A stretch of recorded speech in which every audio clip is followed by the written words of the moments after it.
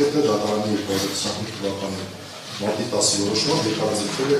ևս 3 ամիս ժամկետը, մինչև 2025 թվականի հունիսի 11-ը ներառյալ։ Հատուկ վերանայման բողոքի հիման վրա վերաքննիչ հակագործության դատարանը կայացրել է որոշում եւ հիմա դրանց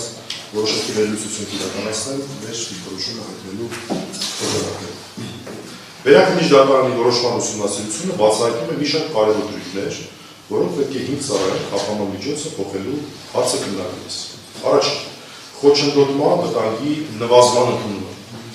Վերաքննիչ դատարանի որոշման մեջ հատուկ ընդունումն է, որ ժամանակի ընթացքում նվազում է մեղադրյալի կողմից քրեական վարույթին խոչընդոտելու վտանգը։ Մասնավորապես H12-ում դատարանը ընդունում է վերաքննիչ հակագործություն դատարանի նախորդ որոշումից մեջբերված հետևյալ դատողություն։ Ես մեջբերում եմ։ Մեղադրյալի կողմից վարույթի բնականոն ընթացքին խոչընդոտելու վերաբերյալ հաստական վկայի առկայությունը անձին շարունակական կարգի տակ պահելու ինքնավար գործոն չի կարող լինել։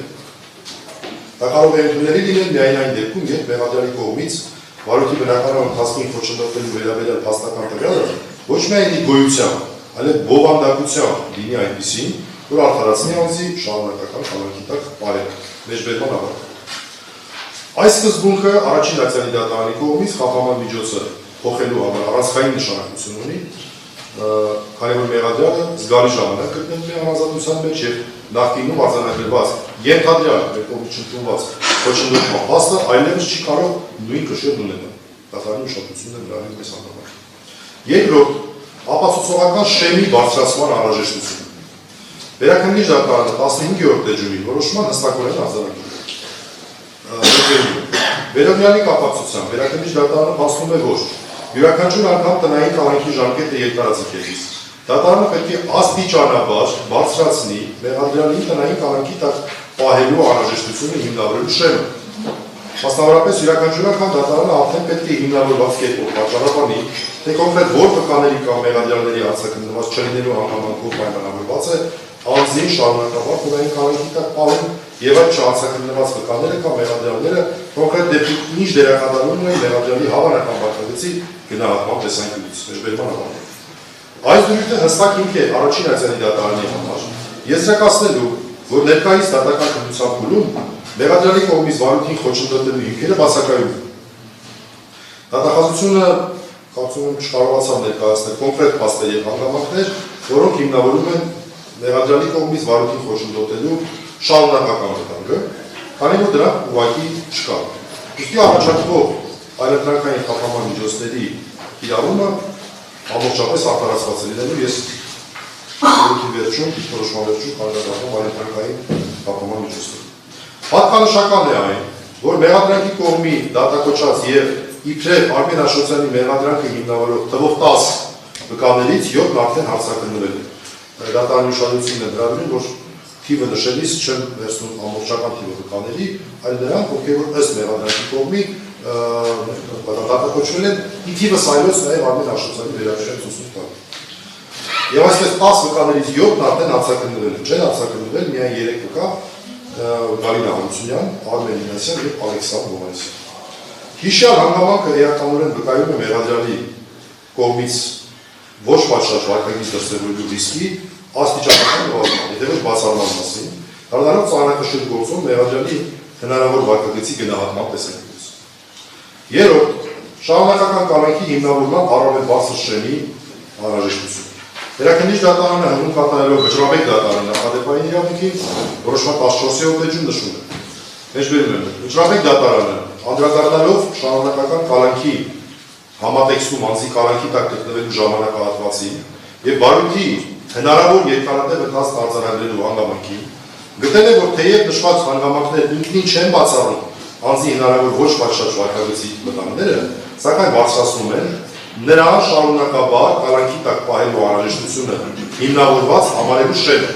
մեջբերման ավարտը։ Այս դիրքորոշումը ևս մեկ հիմք է առաջին ակցիայի դատարանի համար տնային կալանքը չերկարաձգելու համար։ Չորրորդ, կոնկրետության պահանջի հիման։ Վերաքննիչ դատարանի որոշման 15-րդ էջում մեջբերում է։ Ինչ վերաբերում է դատարանի այն պատճառաբանությանը, որ նկատի ունենալով նկարագրված արարքներում Արմեն Աշոտյանի ենթադրյալ դերակատարումը, նրա շահագրգռվածությունը։ Դատարանը ողջամտորեն ենթադրում է, որ մյուսների համեմատ մեղադրյալ Արմեն Աշոտյանը կարող է առավել շահագրգռված լինել գործի իր համար բարենպաստ ելքով եւ դրանով պայմանավորված է ապացուցման գործընթացին ապօրինի միջամտելու հավանականությունը մեծ է։ Մեջբերման ավարտը։ Ապա վերաքննիչ դատարանը փաստում է, որ այդ դատողությունը վերաքննիչ դատարանի սույն որոշմամբ շարադրված իրավական դիրքորոշումների լույսի ներքո չափազանց վերացական է եւ անորոշ գնահատողականության շրջանակը բավական լայն է։ Մեջբերման ավարտ։ Սա վկայում է, որ վերաքննիչ դատարանը ընդունում է, որ Արմեն Աշոտյանի գործի առավել շահագրգռված լինելու դատողությունները չպետք է լինեն վերացական եւ ընդհանուր բնույթ դատողությունները։ Կոնկրետ եւ հստակ հիմնավորումների բացակայության պարագայում պետք է անցում կատարել առավել մեր պահպանման միջոցներ։ Ըստ վերաքննիչ դատարանի որոշման մեր ընդհանուր իրավական հիմնավորումներ։ Քրեական դատավարության օրենսգրքի համապատասխան հոդվածները։ Քրեական դատավարության օրենսգրքի 116-րդ հոդվածի 3-րդ մասը սահմանում է, որ խախտման միջոցի տեսակն ընտրելիս հաշվի են առնում մեղադրյալի օրինական վարքագիծն ապահովող եւ դրան խոչընդոտող բոլոր հնարավոր հանգամանքները։ Մեջբերման ավարտ։ Սույն գործով անհրաժեշտ է հաշվի առնել ոչ միայն խոչընդոտող հանգամանքները, պատվարժան դատարան, այլև օրինական վարքագիծն ապահովող հանգամանքները, ինչպիսիք են մեղադրյալի տևական ժամանակահատվածում որևէ խախտում թույլ չտալը եւ դատարանի նիստերի պաշարժ մասնակցություն։ Քրեական դատավարության օրենսգրքի 118-րդ հոդվածի 4-րդ մասի համաձայն մեջբերում Տալանքը կարող է կիրառվել միայն այն դեպքում, երբ փաստական հանգամանքների բավարար ամբողջությամբ քննիչի կամ դատախազի կողմից հիմնավորվել եւ դատարանի կողմից պատճառաբանված հաստատվել են Սյունորեզրքի 116-րդ հոդվածով նախատեսված կիրավաչափության համապատասխան պայմանները։ Նշանակում է, որ կալանքի ցանկացած տվյալների տնային կալանքի ցանկացած երկարաձգում պետք է հիմնված լինի փաստական հանգամանքների բավարար ամբողջության վրա։ Առավել կարևոր է 118-րդ հոդվածի 5-րդ մասի պահանջը, որի համաձայն կալանքի ժամկետը երկարաձգելիս դատարանի առջև անհրաժեշտ է հիմնավորել նաև վարույթի համար նշանակություն ունեցող հանգամանքները բացահայտելու նպատակով վարույթ իրականացնող մարմնի կողմից գործադրված պատշաճ ջանասիրությունը, ինչպես նաև տվյալ մեղադրյալի նկատմամբ քրեական հետապնդումը շարունակելու անհրաժեշտությունը։ Քրեական դատավարության օրենսգրքի 119-րդ հոդվածի առաջին մասը սահմանում է անձին կարելի է կալանքի տակ պահել այնքան ժամանակ, որքան անհրաժեշտ է վարույթի բնականon ընթացքն ապահովելու համար եւ քանի դեռ առկա են անձի կալանքի տակ պահելու հիմքերը։ Այս դեպքից հետևում է, որ եթե վարույթի բնականon ընթացքը կարող է ապահովել այլ միջոցներով, ապա կալանքը կարող է դադարեցնել։ Կալանքը պետք է դադարեցնել, ոչ թե կարող է։ Վճռաբեկ դատարանի նախադեպային պրակտիկա 2025 թվականի ապրիլի 5 թիվ ԼԴՄ կոտորակ 0059 կոտորակ 01 կոտորակ 17 որոշման վճռաբեկ դատարանն արձանագրել է, որ մեջբերում է շարունակական կալանքի պարագայում վարույթի բնականon ընթացքին զուգահեռ աստիճանաբար բարձրանում է մեղադրյալին Ամբաստանյանին։ Կալանքի տակ պահելու անհրաժեշտությունը հիմնավորված համարելու շեղը։ Մեջբերման ավարտը։ Նույն որոշման մեջ վճռաբեկ դատարանը արձանագրել է նաև, որ անձին շարունակաբար կալանքի տակ պահելու անհրաժեշտ է բավարար հիմքերի առկայությունը ենթակա է ծանրակշիռ փաստարկներով հիմնավորման։ Սա վճռաբեկ դատարանի տերմինն է։ Երրորդը Բաքվի իրավունքների եվրոպական դատարանի նախադեպային պրակտիկան։ Կալաշնիկով դնել Ռուսաստանի գործով 2002 թվականի հուլիսի 15 վճռով եթե հստակ սահմանել է, որ կալանքի ժամկետի ողջամտությունը չի կարող գնահատվել վերացականորեն, այն պետք է քննության առնվի յուրաքանչյուր դեպքում համաձայն կոնկրետ գործի առանձնահատկություններ։ Շարունակական կալանքը կարող է արդարացված լինել միայն, եթե առկա են առանձնահատուկ ցուցումներ, որոնք արդարացնում են անձի անմեղության կարգավարկածի սահմանափակումը։ Հաջորդը համաչափության սկզբունքի վերլուծություն եւ վերջինը համաչափության սկզբունքի վերլուծություն։ Քրեական դատավարության օրենսգրքի 18-րդ հոդվածի երկրորդ մասը սահմանում է վարույթ իրականացնող մարմինը անձի նկատմամբ հարկադրանքի միջոց ընտրելիս առաջնորդվում է նվազագույնի սկզբունքով, արգելվում է անձի նկատմամբ ընտրել ավելի խիստ հարկադրանքի միջոց, քան այն, որով քրեական վարույթի ընթացքում հնարավոր կլինի ապահովել անձի օրինական վարքագիծը։ Համաչափության սկզբունքը պահանջում է, որ դատարանը գնահատի, թե արդյոք ավելի մեծ խափանման միջոցները կարող են ապահովել անձի օրինական վարքագիծը։ Մեղադրյալի տևական ժամանակահատվածում անազատության մեջ գտնվել է վարույթի ներկայիս փուլը, պահանջում են մեր պատկերացմամբ վերան նաև խափանման միջոցի համաչափություն։ Հիմա վերջում այլընտրանքային խափանման միջոցի առաջարկները ներկայացնեմ, հիմք ընդունելով վերը նշված իրավական վերլուծությունը, ինչպես նաև հաշվի առնելով քրեական